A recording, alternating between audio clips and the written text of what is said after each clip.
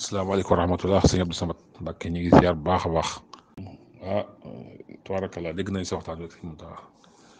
xool yi tooy na yëngal nga ko te loolu nga wax rek wallaahi mooy dëgg sëñ Mountakha moom ku baax la ku yàlla baaxal ndax moom wax dëgg yàlla mag ñëpp gën a woyof ñëpp boole ci di leen nemm ko te ko dem gis sa bopp mu suturaal la sagal la vraiment nag lii lañ soxla ci kilifa bu ku feebar mu seet la ku wopp mu seet la ku faatu mu taxawu la jullee gi ñëw ci jullee ga vraiment lii nag la ñuy soxla ci kilifa di nit koo xam ne sàmm ba noppi fonk dina lool di julli ji juma di déglu xasida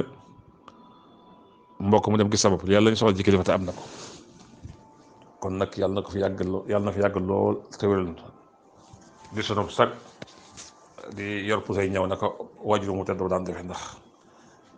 loolu nga wax rek ci way woo rek dajale sëñ Tuubaa mbooloo ma mu sëñ Tuubaa doon ñaan vraiment firndeel na ko wér a wér kon nag yàlla na fi yàgg lool mu topp ci gannaawam yàgg fi lool mu mot ay naalam ak naar yi sëñ Tuubaa itam ñu ngi lay sant bu baax jotal gi nga xam ne jotal nga ko taalib yi ak sant gi nga ko sant ci santal taalib yëpp vraiment ko baax nga ndax looy wax lépp da nga ciy boole dugalal taalib yi kon nag yàlla na yàlla sàmm te aar la. jërëjëf.